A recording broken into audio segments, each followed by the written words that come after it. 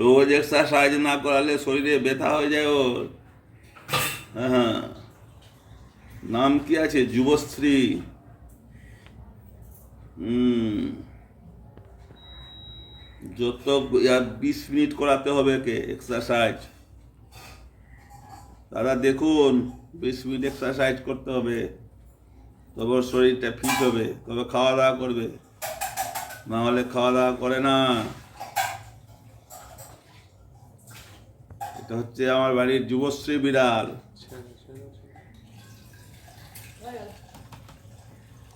হলো রে বাবু, দেখি আপ ফিট হলো কিনা। ফিট হলো না? এখনো হয়নি, এখনো হয়নি, আরো লাগবে, আরো লাগবে রে,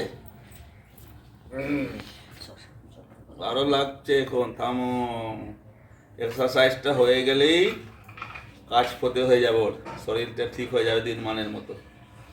এক্সারসাইজ না করলে শরীর চলছে না, খাওয়া দাওয়া হয় না, রুচি হয় না। হুম। বাবু যুবশ্রী বাবু আছে না? আচ্ছা, করে কি বাবা, যা যা।